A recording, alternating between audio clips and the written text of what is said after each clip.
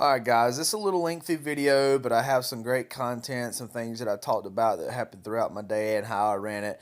We'll be cleaning coils in this one. Appreciate y'all watching and have a good day. What's going on, guys? David here with you, and today I got a crazy day. Why did I do this to myself? I don't know, but got 9 on the list. Lord, that sounds bad even saying that. Got a microwave installed, ice maker installed, cooktop not heating, Bosch dishwasher not completing cycles, couple dishwashers, got 2 ice maker installs, which ice makers is not that bad. And I believe that's it. But today marks my 10-year anniversary with my beautiful, lovely wife. We been married 10 years and have been blessed to have a wonderful companion and helpmate. And so I just want to let you guys know that. But I took off tomorrow, which is Friday, and this is the reason why my schedule is kind of jammed up the way it is. And so, you know, that's what happens. But hey, I needed this 3-day vacation so we can go and have a good time together. But I appreciate all you guys liking and subscribing to my channel, all the comments, all the, you know, I know there's a lot of guys that's just getting started in appliance repair. And, you know, like I always say, feel free to ask any questions. I'll try to respond back within a timely manner. So I got 9 on the list today. There is a couple dishwashers, like for instance, the ones not completing the cycle. Got a good feeling that, you know, it's gonna be the control board. We'll go in there real fast. You know, since I got a lot of calls to do today. Now I do have a couple completions, like these ice makers installs. I gotta go put a water filter in an ice maker, standalone ice maker. So as far as completions today, I just got a couple ice makers. The rest of them is going to be diagnosing appliances. So in a case like this, especially the ones for the warranty calls, I'm going to go in real fast, make a quick diagnosis. I'm not going to hang around in there. I'm going to write the model numbers down and write what I need, and I'm not going to sit there and take the time to look it up right then and, you know, explain all that to them. This is what I do. I go in, I say, okay, look, this is what we're going to need. I'm going to have to order the part. We're probably looking at X amount of days. As soon as it comes in, I'll call you guys. And so that's how I handle those. Because for one, I'm not going to be at work tomorrow. I'm off, and what I do is I explain to them that, hey, you know, it's Thursday. I got to order these parts. A couple of them may be coming from Jacksonville. A couple of them may be coming from Louisville. You know, wherever they're coming from. Some may be in stock, but you know, I just explain to the customer we're probably looking at Monday or Tuesday getting this completed. Because for one, the refrigerators that I do have like one no-cool refrigerator. You know, a lot of times I have the parts on there. Excuse me, y'all. Sorry, that was a spam call. So, like, now, with this refrigerator, you know, I got a lot of refrigerator parts, so I will, you know, 9 times out of 10, if it's a hot box, I got the stuff to fix it. If it's froze up, then, of course, we defrost it, and that buys us some more time. That's what's good about refrigerators. So, that's how I'm going to run this day today, because like I said, I got 9. I got a microwave installed. I got crazy drive times. Like, I can't believe my schedule got crazy like this, but hey, that's just the way it is. So we're going to try to make this happen, and I'm explaining it kind of on the way as I go, because I want this to, you know, be for maybe for the guys that's getting calls in, and you know, calls may be flooding in, and kind of how you can run them and operate them. Okay guys, so here was an example. Put that ice maker in, and now I'm fixing to head to a cooktop that's intermitting. He says that he turns it on, it comes on, and then it shuts off. So I'm going to start with the switch. Personally, I don't have time to pull this cooktop out and actually put the switch in right now. I may or may not have it on the van. If I do, that may determine if I do it right now. But this is for a warranty call, and so you know, it may have to get put off to Monday, but at least I'm gonna go here. I'm gonna see what it's doing. I'm gonna diagnose. I'm gonna get the information off of it, and like I said, if I need to get the part, I'm gonna go ahead and get it on its way, because like I said, I gotta move on to the next one, and this is a warranty call. So my next call was a top and bottom refrigerator. The customer said that it's just not cooling properly. So when I got in there, I noticed that the ice packs were frozen. A lot of the meat was still frozen, but the ice cream was soft. So the pattern looked a little weak, so I instantly went to the coils to look at them, and you'll see here in the next clip. All right, guys, so we're on the refrigerator that's not cooling properly. And so we pulled everything out of the refrigerator, the freezer side. And, you know, there's things that's frozen in there. The ice cream's a little soft.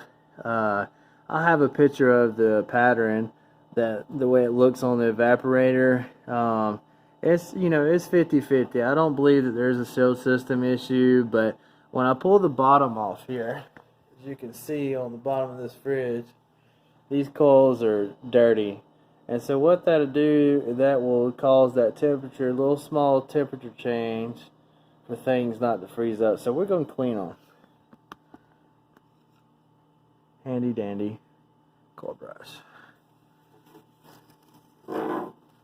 Yeah.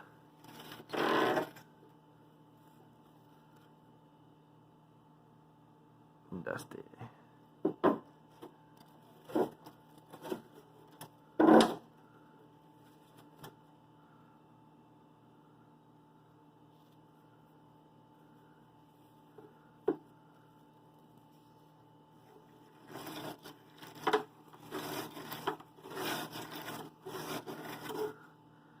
This is what the coils look like. And they're packed.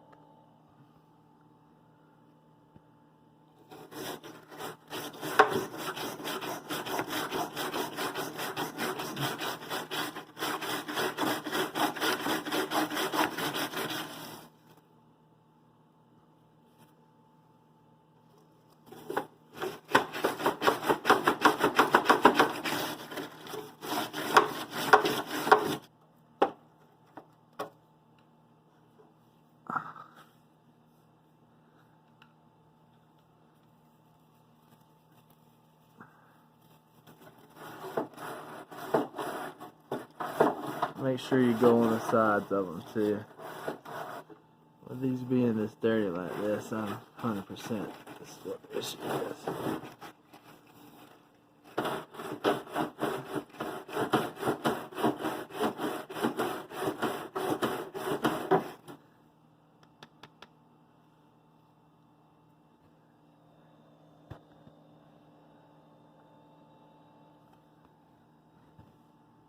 Get on back in there now.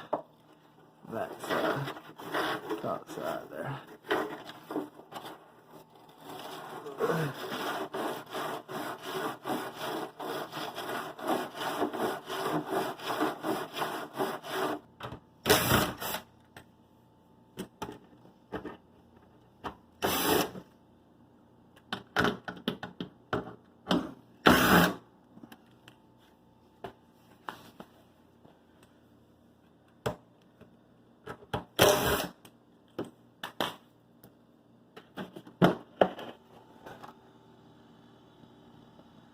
Okay, see they're okay on the back side. Just that front side where it sucks that air in. That's where you get a majority of your dust.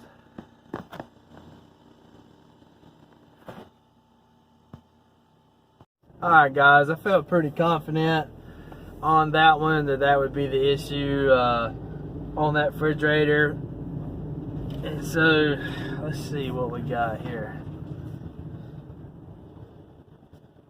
We're about to go to Sunset Harbor. This is going to be a Maytag dishwasher. This is down in Navarre, so let's go. So yeah, about 28 minutes away from this one. But I had to kind of get my camera where this thing kind of shakes a little bit, so I had to kind of have it up. But I'll have that adjusted a little bit better than that. But yeah, so that refrigerator, I've been on this one before, and it was completely dead at one time. And we put a thermostat in it that fixed it. But he said that, you know, like I said, everything else was froze. His ice cream was a little soft, and that pattern looked a little weak, which I know that once we pulled that front panel off, there was we saw the issue. It was dusty pretty bad. And like I said, y'all could get a coil brush. You know, we clean. You know, we do a lot of coils. We clean a lot of coils on refrigerators. Plus, you know, we do that as a maintenance thing anyways. It's just good to have on your truck. And like I said, that was the only repair that we done on this job. So this Maytag dishwasher, when the person called, well, excuse me, this is going to be a warranty call, so I just basically have the notes, so there was no notes in it. Hey, is my Chinese place open? Oh, they're hiring people. Man, I'm ready for this Chinese place to get open. Let's see here. Another tech just sent me a video.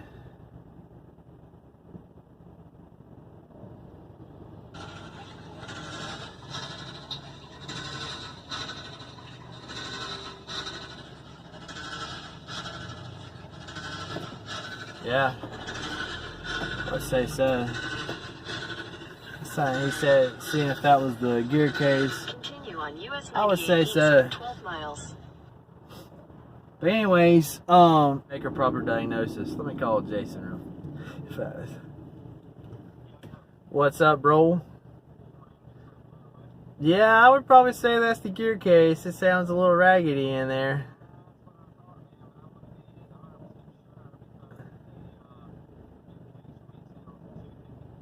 Yeah, does it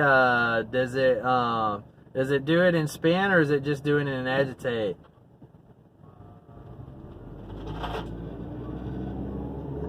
Okay, I gotcha. I'm pretty sure it's probably making a noise through spin too, with a noise like that. So I would probably recommend the same thing. It's time to get a new one, man. Alright, so we've been smashing through these calls today. The one after the coils that I cleaned on the refrigerator was a dishwasher, and this was in a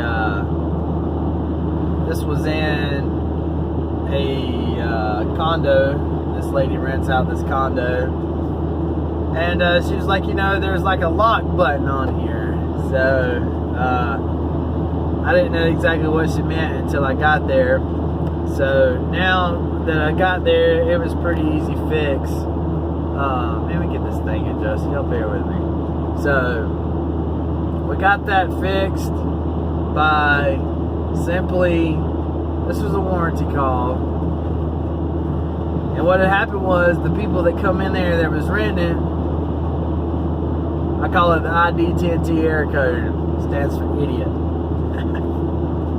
They had pushed the lock control panel button, and so therefore it locked the controls out. And when I got there, pushed the buttons, there went the little control panel lock. So I held it for 3 seconds, went to running, worked fine. The lady was like, I had a feeling it was going to be something simple like that. So I told her, I said, look, you know, you got people that's renting this, you rent out to people all the time. I was like, the public don't care about how they treat your stuff. I said, to ever prevent this from happening again, you need to get you a piece of paper and laminate it and put how to operate this thing. I said, because I run into it all the time. New home buyers, they buy new homes and they don't know how to operate the appliance, so they call the warranty company thinking something's wrong with it. And I simply go out there, which, hey, I don't mind at all. I still get paid regardless. I go out there just to show them how to use their appliances. And so, that being said, you know, I told her to put, you know, a piece of paper on there so people can know how to operate this thing, so she ain't having to pay her service charge, you know, for me to come out there. So the next one was a homeowner. She rents out to people, and we went out there. I went out there to look at the refrigerator and look at the microwave. Microwave was a pretty simple fix. She said it's not heating. So the first thing I checked with the microwave not heating is to see, you know, if the turntable turns. Now certain microwaves give you the option to turn it off and it'll still heat, but that switch still has to recognize the door being closed or it won't heat. So we replaced the door switch in the microwave. It went back to heating. The turntable went back to turning. So that was that. The refrigerator that was there, she had a defrost drain issue. And what happened was the water was running out of the top of the refrigerator, because it was a French door, down into the freezer, and then it froze and it kept the door from sealing properly. But I noticed as I was looking at this that after I moved the ice, the door still wasn't sealing properly. So therefore humidity was coming in there, you know, and freezing everything up. So they had a little strap on the side of the door that they put there for their 2-year-old to stop from pulling the door open.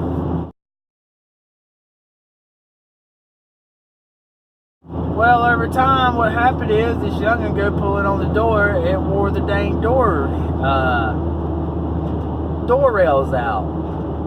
In all honesty, me looking at the door, I didn't see nothing that stood out of the way.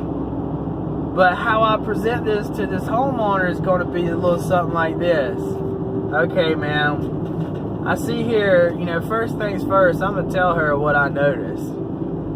And they have a strap on the side of that thing to keep the kid from opening up the door. And I imagine he opens the door up a lot. That's why they got the strap there. So I imagine this young'un kept pulling on the door, and over time it's wore these rails out. Now, I want to start with the rails, replacing the rails. I'll quote her out on a price on it. But I am going to inform her and tell her that, hey, just because I couldn't see nothing wrong with the door to the naked eye, that don't mean that the door cannot be the issue itself.